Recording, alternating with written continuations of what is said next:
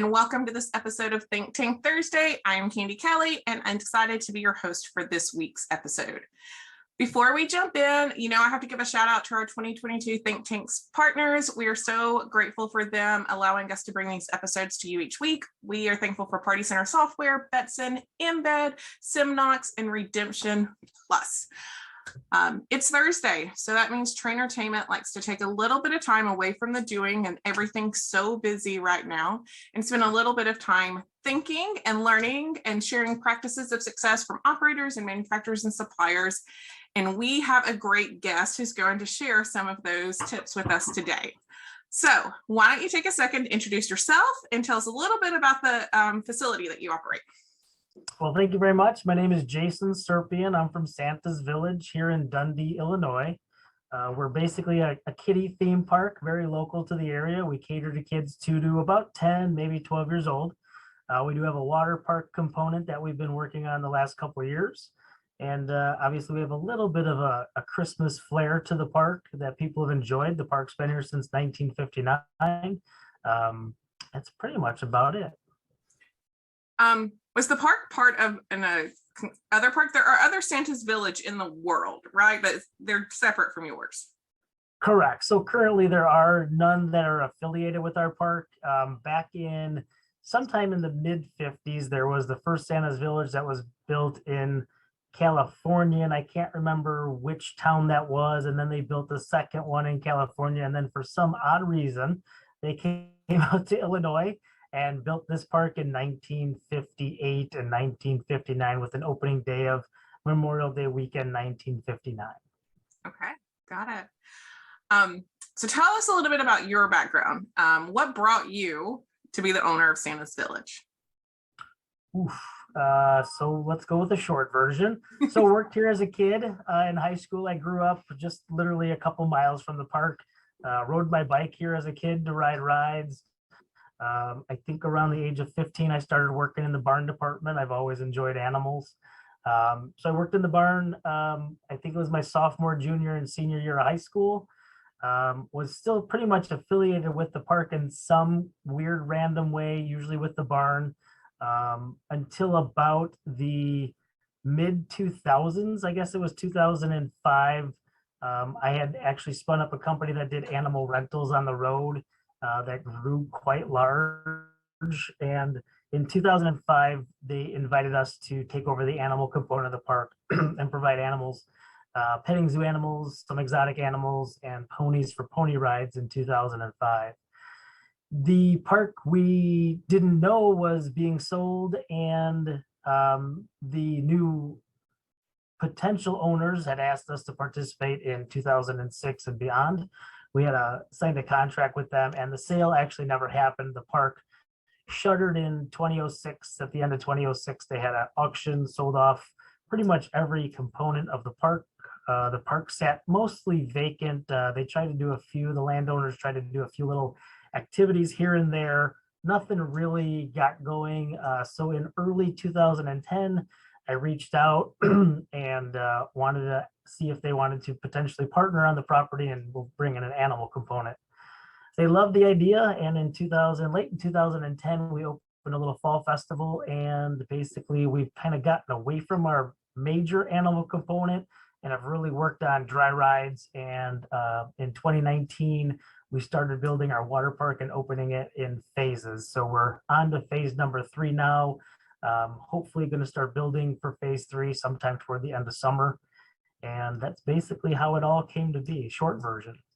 I love the animal component. When I was there, I held a baby skunk type thing. Like, it's great. And then, you've had wallabies in your office, baby wallabies and stuff.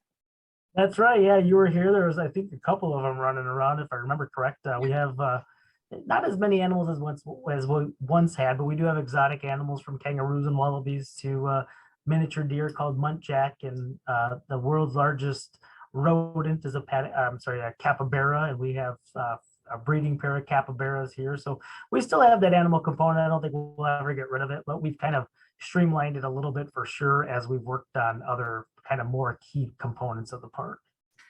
Another thing that I love about Santa's Village is while you are upgrading it and advancing it, you do still hold a soft spot for the nostalgia of the park. Like there's a couple of like older, the fire truck thing comes to mind. I think you guys still have that, which everyone talks about if you meet anybody who's been to Santa's Village. So you keep a little bit of the nostalgia with it as well.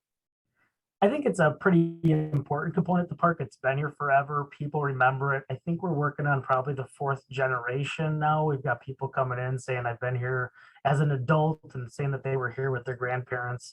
We're pretty much on the fourth generation. People have ridden the fire truck. The fire truck came here in 1960 and change. I can't remember. The Santa slide has been here since the beginning. The snowball ride's been here since the 60s. Nothing was here when we came in. We've had to find, relocate, purchase back, rebuild, refurbish, repaint. It's ongoing with this old of a facility, but yeah, it's all about the nostalgia here for sure. Well, if there's anyone I know who's a bit of a serial entrepreneur, that is you. And so what is your driving force to keep looking for new things? You were probably one of the most inventive through the pandemic for ways that you could like bring in additional revenue. We just had a conversation last week about another idea that you may bring in. Like, what is your driving force to just not be content, to keep pushing Santa's Village to be better and more? Scared of being broke? Is that applicable? I think it's just, I think everything evolves. I think I get bored a little bit. Even though we continue to change things, I think I get a little bit bored. I'm always looking for new ways to bring in more people. As a small park, we're counting on a pretty small fraction of the population to come to us. We're not a big ticket park, so we're very local. What can we do to get more people coming in? There's just never enough butts in the seats for sure. So I think that's just kind of what it is. It's how do we bring in people? The stuff we spun up during the pandemic just had everything to do with just trying to stay alive, quite honestly. But since then, I think we're just trying to figure out how to get more butts into the park and butts in seats and make sure people are enjoying themselves. I think that's the biggest thing is just, I think I take it all personal. I can't stand one negative comment. And when I get it, I just fly off the handle and try to find new ways to fix that problem. Even though it's one out of a couple 100,000 people, it's just, I take it personal. This is where I'm at more time than my own home. So we take it very, very personal. One of the ways that you are being, forward thinking is, I believe Santa's Village in this upcoming year will adopt a dynamic pricing model. Tell us a little bit about what dynamic pricing is and why you think it works for you. Well, I don't know why it works yet. We're hoping it works. I think it makes a lot of sense to drive people to an early ticket sale. So we're looking forward to see kind of what that does for us. I guess if somebody doesn't understand dynamic pricing, and I think for a few years we thought we were actually doing dynamic pricing by having a separate weekend or what would have been a Friday, Saturday, Sunday price versus a Monday through Thursday price. And the reality is we were just barely touching on dynamic, making it more variable than dynamic. So with the dynamic ticket price, we'll literally have tickets that range in price from, I don't know exactly because every day is literally different, but you're looking at anywhere from about $15 all the way up to $34.95. And the reality is that due to the algorithms by the company that handles the dynamic pricing, they're able to put a couple tickets out there at $15, a couple out there at 16. And then as you go up in price, the blocks of tickets get larger. So there's only a couple available at that lower dollar amount, many more available at the higher dollar amount. And basically what it should equate to at the end of the season on average is a higher ticket price than anything we've seen in the past. I think one thing it's pushing us to do is to do less discounting, which we really did a lot in 21. We just didn't think that people were going to really come out and spend the money that they actually did. So we really cut our discounts back in 21, and it really did prove that we don't need to discount the heck out of our park and kind of belittle and degrade our pricing structure. So I think the dynamic pricing is going to actually push our per cap at the entrance up we're hoping to see about a 30% increase just from pricing dynamically the appropriate way. And it falls really in line with what the pandemic has forced us all to adopt technology in a different way, where we're pre-purchasing things, we're pre-planning, we're buying and reserving online, whether it's, you know, anything from food to an activity, we're trying to do it ahead of time. And so you're rewarding those people who you know, embrace that technology and get their tickets online ahead of time. Yeah, and for a non-technological guy, as you know, we've worked with you for a couple of years. You know that I am non-techie, and this scares the ever-living crap out of me. But we're excited to see what it does for us. And if it doesn't work, there's nothing wrong with going back to a different way. I mean, you have to change every day. People hate change. I love change. You can't keep doing the same thing every day, every week, every month, every year, and expect something new to happen. You have to create change within your organization. Yeah, your risk tolerance is extremely high. It's true. It's true. What is a lesson that all of your entrepreneurial endeavors have taught you that you think everyone should learn at some point in their life? I am really bad at analyzing most of these endeavors correct. They usually come from either an underlying passion or a gut instinct. And I think that sometimes gets me into trouble. So I think the biggest thing that I could tell somebody, and I tell my son who's been working in the park more and more here as he's gotten older and is now a high school senior, is you really need to stop, analyze things. Don't make that change abruptly and quickly without really analyzing every piece of information you can garner to figure that out. And I'm really bad at it. I know, it's interesting that's the advice you give out, because I feel like you are somebody that's like, let's just do it and we'll figure it out as we go along. Like, it's true. And as I'm getting older, I'm trying to figure out more smarter ways to do things. When you're younger, you can work a little harder and not work smarter, but as you get older, you just can't work quite as hard as you once could, and you got to work a little smarter.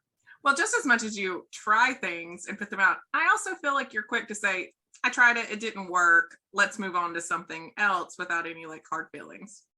And that's the flip side. That's the other probably bad habit that I have, is I'm probably too quick to cancel things a little too abruptly, again, by not putting enough information together, not taking all that information, analyzing it, making sure that that's the quick decision. Sometimes it just doesn't feel right, and you just got to go with what your gut says. This is why you put smart people like Samantha around you, huh?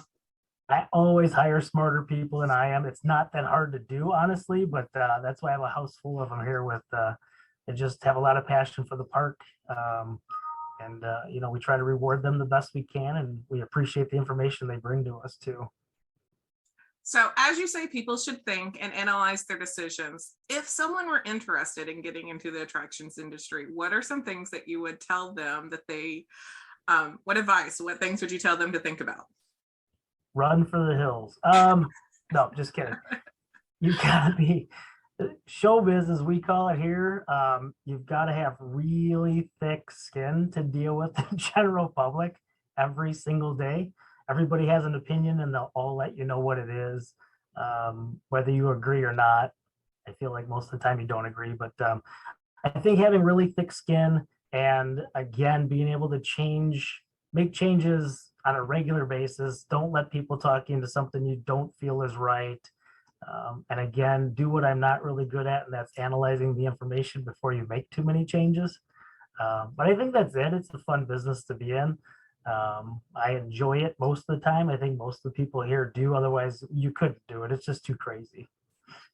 Well, I know your season opens in a couple of months in May. So what are you most excited about for the season for Santa's Village? Super excited about the dynamic pricing to see what that does, see if it actually holds what we're hoping for as far as the per cap increase at the gate. We've got a couple rides that we're actually in the middle of purchasing another one. I don't know why. It's another one of those crazy last minute decisions. So we have two rides that we're hoping to get open for our full-time schedule, if not Memorial Day weekend. And the big thing is, once we get open, it's going to give us a little bit of time to get our plan together here to get this lazy river being built for 2023.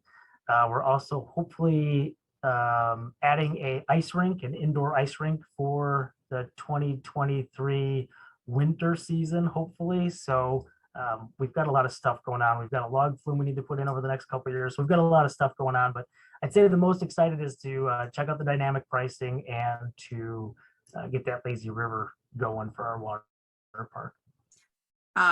The water park's fairly new. Have we even had a full real season with it? 2021 was its first full season despite being built in 2019. So we're late with construction. The weather didn't hold for us. So it opened the very, very end of 2019. I think we had it open for 2 weekends and did really good. It's a very small water park. And then we added a couple slides for 2020. And as we all know, 2020 didn't work out for anybody.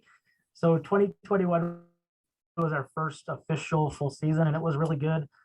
When the weather was decent or really good, we were just really elbow to elbow down there. We could fit about 600 people maximum in that area, and we were capacity many, many times. So adding the lazy river and the area around it and a restaurant in that area and more cabanas and a splash deck, spray deck, all at the same time will get us about another 1,000 people. So we'll be pushing about 16 to 1,800 people in that area. Oh, that's super exciting. Yeah. Yeah, we're definitely excited for that. Spread everybody out a little bit more, make the experience a little bit better. How many years in advance do you have plans for? Like I knew that the lazy river was coming about a year and a half ago or whatever, but that could just be because of the timing of the pandemic and the slowing down of process. So how many years do you plan ahead in your head? In my head, 30. No. I think, as of right now, we pretty much know what we're attempting to do in 22, 23, and we kind of have an idea what 24 looks like. So about 3 years probably. There's a lot of moving components in this business. I think everybody in it knows that. And, it's all about growth. To fund all these crazy ideas that I have, it takes group sales, marketing, our awesome group sales coaching by Trainertainment, hint, hint. So yeah, I know there's a lot of components that have to go into it, but it's all funded through, additions in admission. Awesome. Well, everyone who comes on Think Tank gets a signature question. Are you ready? I don't know. Am I? What do you do on a consistent basis to grow yourself and others? Oh, man. So one of the newer things that I've been doing, like I mentioned, is trying to kind of slow down and analyze things. And I've actually been taking a few classes where I really haven't been in school in 20-something years. I'm trying to kind of get back to that a little bit. I think there's a lot of opportunities for all of us in the industry to attend seminars, webinars. IAPA, obviously, I've never missed an IAPA since I opened the park. Minus COVID. So I think getting to those educational things is important. We make a real attempt at bringing, I'll call it a team of people to IAPA every year, and people kind of look at me sometimes and they can't believe how many people we believe, but it's really the one real time each year where you can take your personnel and take them where they will only learn about the amusement industry, different facets of it, but it's all amusement related, whether it's group sales, marketing, foods, HR, all those things are all in one spot for 1 week. And this is obviously not a plug for IAPA, but it's been very valuable to us. We've brought anywhere from probably maybe 4 of us on the low end to as many as either 11 or 14 1 year. And I won't do that again. It was too many people, but we do that because, and we give them the list of seminars we want them to hit. I know you do it with a plan. Like you guys don't double up a whole lot. Like y'all get as much as possible taken in to share with the team as possible. Y'all do that very well. And we have fun with it. And I mean, I would advise people to do that where they can. We go down a day early. We take a day and go to one of the big parks with money. Everybody's got to come with us. We pay for everybody. We don't want any pressure on anybody. We pay for lunch, we pay for dinner, we have fun, we ride rides. We might drink a couple cocktails here and there, but we have fun.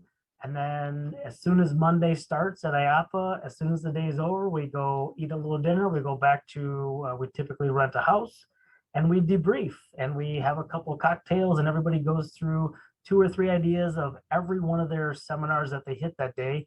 as to what they learned and what thing they picked up that they want to push into their department for the following season. So I think educating ourselves and educating our people is, it's just, it has to happen, especially in this industry. Everything changes. Marketing changes. I feel like social media, which I don't even understand, changes literally by the minute. It's just crazy.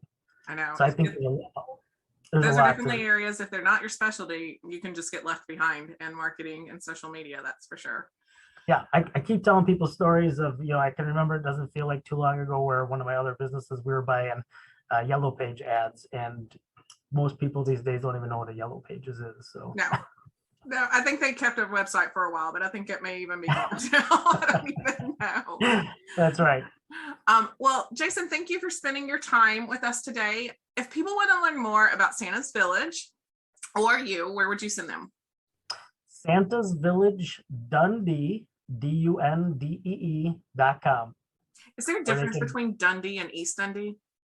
No, so there's East and West Dundee, but we just call it Dundee to keep it as short as possible, because there are a few different Santa's Villages across the country and Canada, of who we do talk to a couple of them. But yeah, so that's where they can email me if they have questions about anything that I could try to help at jason@svdundee.com. All right. Well, thank you again for the time. Thank you to our 2022 Think Tank partners. If any of you have an idea for Think Tank or want to be a guest, just email me, candy@trainertainment.net, and I will definitely hook that up. And then we will see you next time.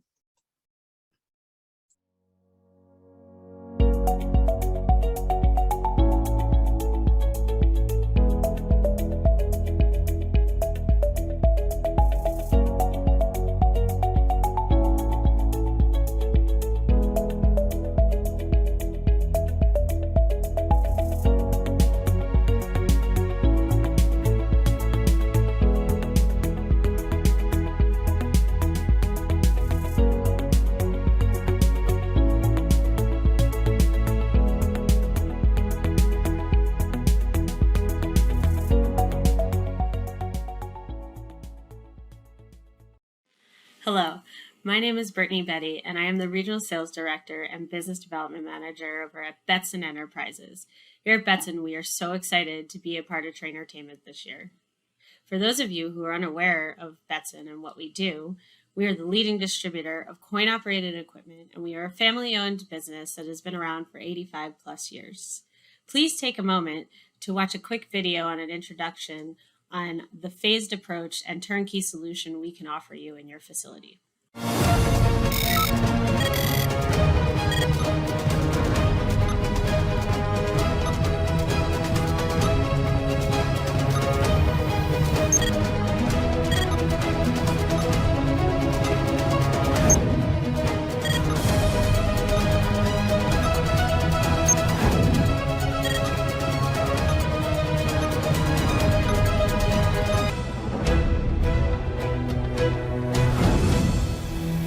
Thank you so much for taking the time for watching.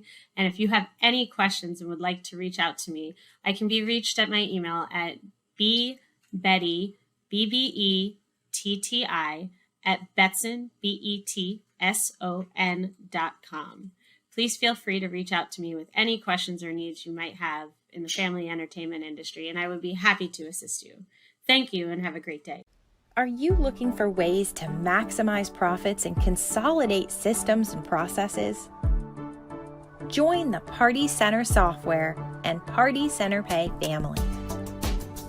Our suite of solutions makes it easy for you to run your family entertainment center or event business. Our online party booking system makes booking parties and events a breeze. Our point of sale system, digital waivers, and reports will help you simplify steps for your staff and make your guest experience seamless. Our online store allows you to sell products, gift certificates, and other services anytime, even when you're sleeping. But it doesn't end there. All of the solutions mentioned connect with our payment processing platform, Party Center Pay, making it easier than ever to manage your business. Not only can Party Center Pay save you money by cutting out extraneous fees, but Party Center Pay makes it easy to take online deposits or full payments and we even have a contactless payment option. Paired with our incredible support team and dedicated customer success managers, growing and managing your business has never been easier. Schedule a call with us today to learn more.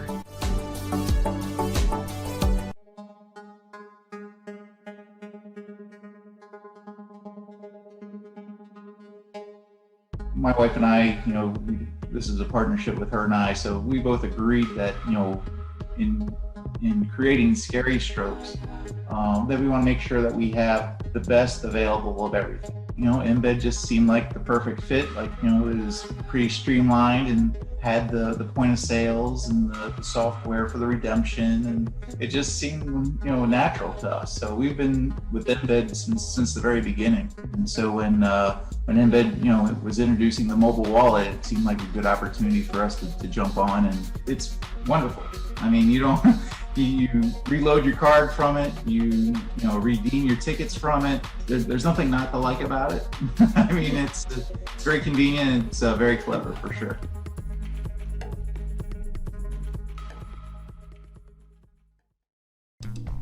Empowering your employees to manage your redemption area with confidence can be a challenge. The redemption counter is often the last stop your customers make before leaving your facility. That's why we do everything we can to help your staff make that experience one worth returning for. Our service packages allow you to reap the benefits of expertise and customer support, no matter where your business is in its maturity. The Advanced and Pro service bundles are unmatched by any other redemption provider in the industry. They allow you to get the support you need when you need it. Gain confidence in your redemption program, knowing your employees are taking advantage of benefits like exclusive redemption training, regular planogram refreshes, product performance and spending reports, and much more. All accessible from an online portal customized to your business. Learn more at services.redemptionplus.com.